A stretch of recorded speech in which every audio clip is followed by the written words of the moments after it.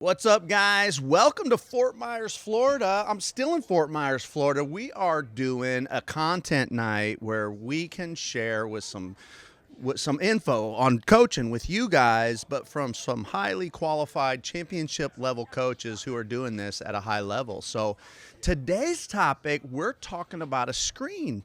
Now, it's not just learning a screen, it's using a screen. It's like a screen can do a lot of things for you. So in this case, our guest is Ben Hammer, head football coach at Lely High School in Florida.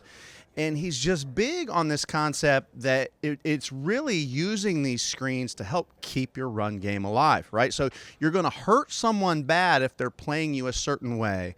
So all defenses can only do so much to take away what you do, right? So it's when you catch them doing this, you're going to do this to counter. Now, I get really excited about bringing someone in on a topic that I'm not an expert in, and I've never been an expert in screens.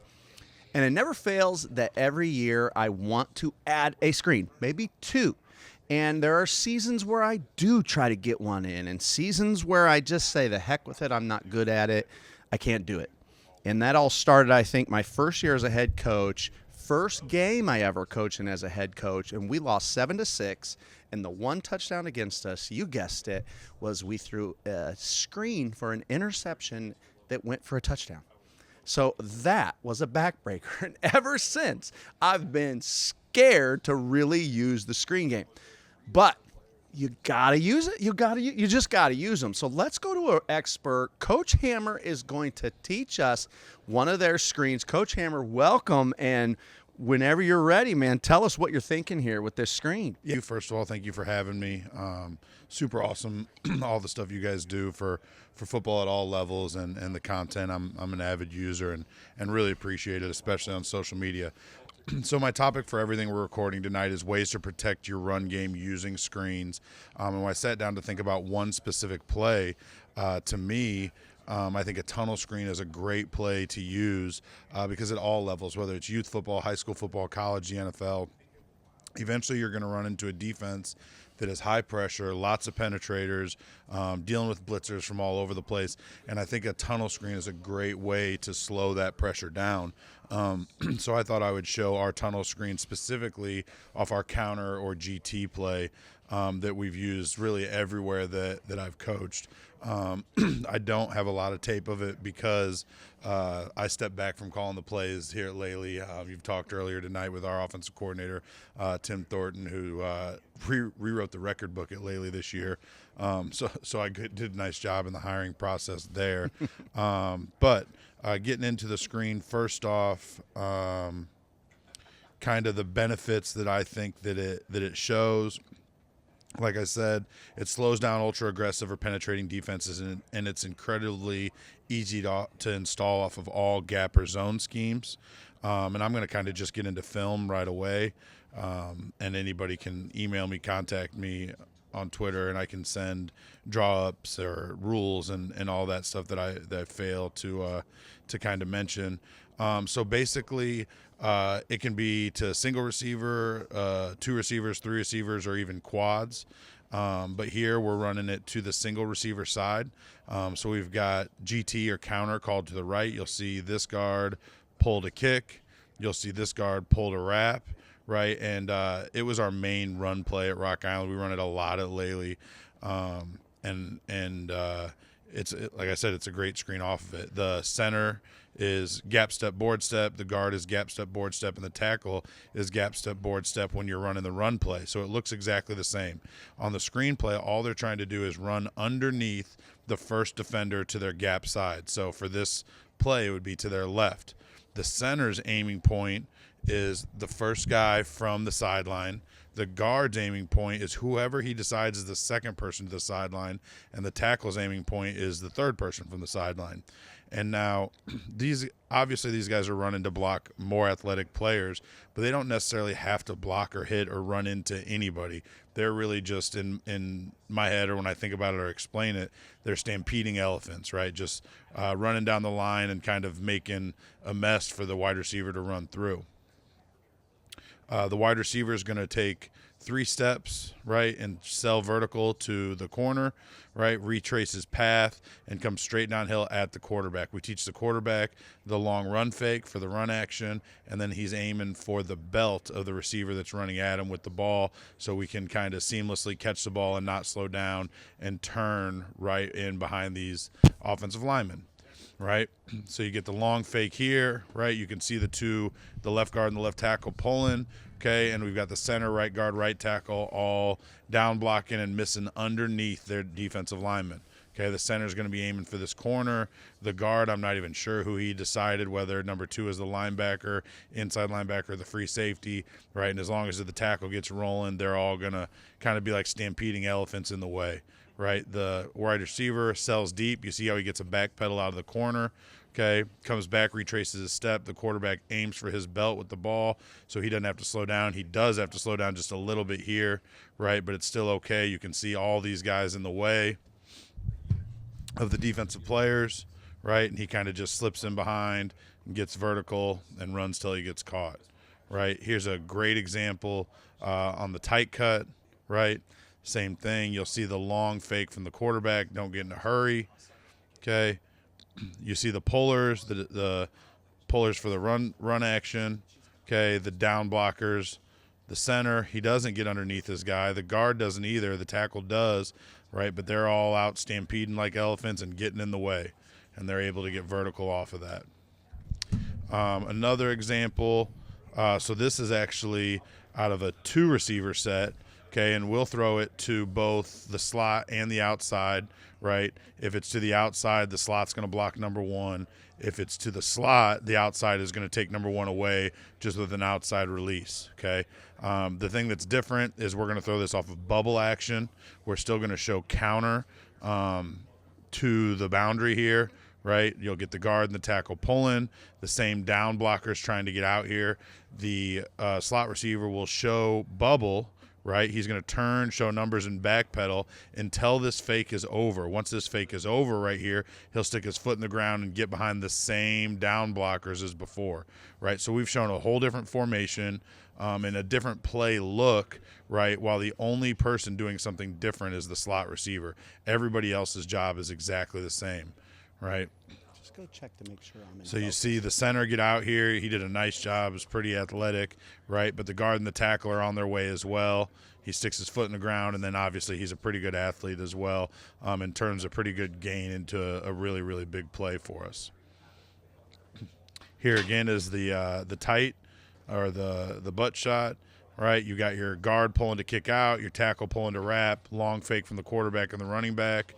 Okay, the receiver's putting his foot in the ground, getting out, putting your athletes in space, giving them a chance to succeed, and really slowing down blitzers and penetrators because we're not even touching those guys, and then we've got way more to block than they've got to tackle. This is to the single receiver again in that same game, right? Long fake, same exact play for everybody on the field except for that outside receiver. He comes back down. We hit him with a pass at his belt, right, so that he can get vertical and accelerate, and all he's got to do is hide in behind them big elephants stampeding down the field, doing a nice job. This, again, is the single receiver. We liked it a lot better to the single receiver versus the second or third receiver just because there's less people that can make the play go wrong, if that makes sense, right? He comes back down, gets the ball, center gets out to number 1. You can see he doesn't make a perfect block. This corner is obviously more athletic than our center, right? But all he has to do is take the right angle and get in the way and give our receiver a chance. And there's 2 more big bodies that are stampeding down the field to kind of make a wave for that receiver to follow. He gets vertical, right, and then runs till he gets caught from behind or hits his head on the goalpost. Here we're throwing it into the boundary to the trip side. The other great thing about this specific tunnel screen off a counter, you can throw it to the field, you can throw it to the boundary, you can throw it to 4 receivers, 3 receivers, 2 receivers, 1 receiver. I guess it would even be legal to throw to a 5 receiver side as long as you had a tackle out there or something and was on the line of scrimmage and covered up, right? But this is against press man-to-man, an extremely well-coached, extremely aggressive defense. He's going to take his 3 steps, sell vertical, come back down. The slot receiver is going to kick out 1. The third receiver is going to kick out 2, and that means the center is aiming for number 3. And it's really just a counting game and running in space. It's geometry, really fast and really physical. And then you get vertical and you run till you get caught from behind or hit your head on the goalpost. So it's really a play that does a great job of protecting against blitzers.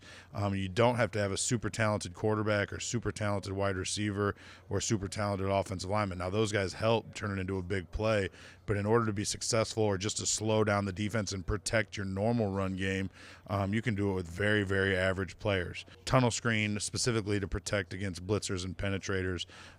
It was something that was great for big plays for us at my last school, Rock Island, and we're looking to input it and make use of it here at Lely.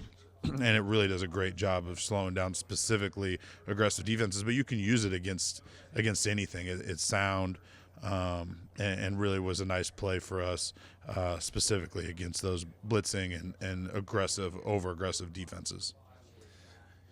Well, what do you guys think? Is that something you guys can make use of in your offense? If you want to know more, Coach Hammer is doing a presentation that'll be available for members, and we will link that below.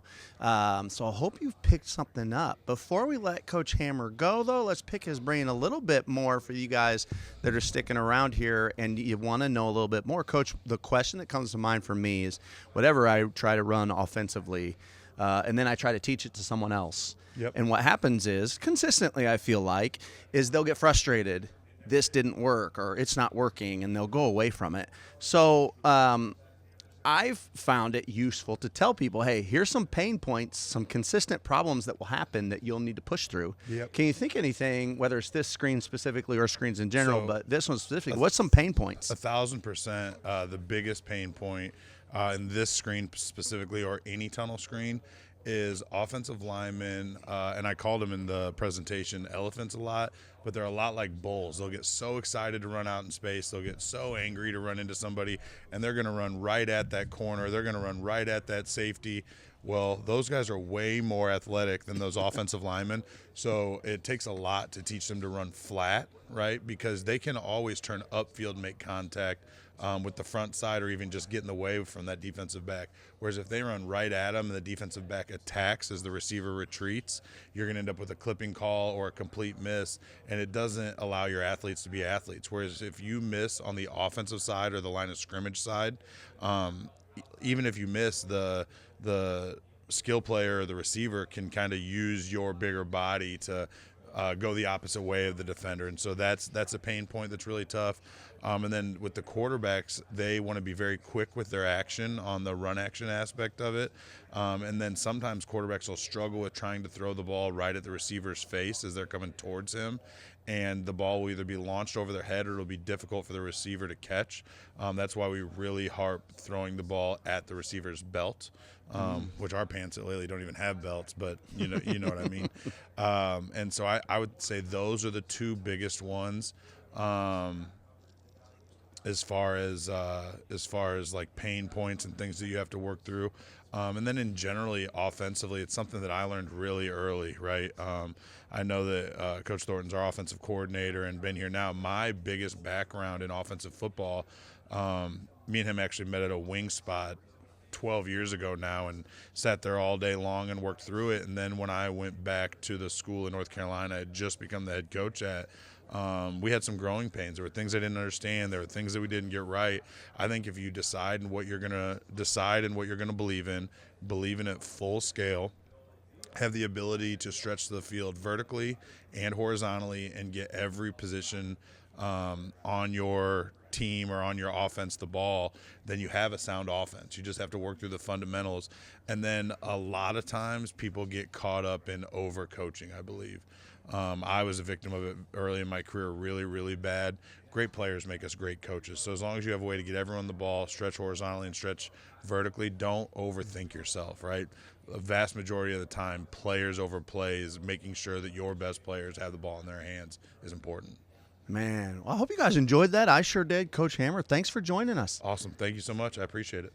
Well, if you guys enjoyed that, be sure to like, subscribe. We appreciate all of your support. And again, members can view his extended presentation, right here on YouTube. So we hope you check that out. Otherwise, we'll see you right back here, still in Fort Myers next week, and we meet one more great coach and continue to talk ball.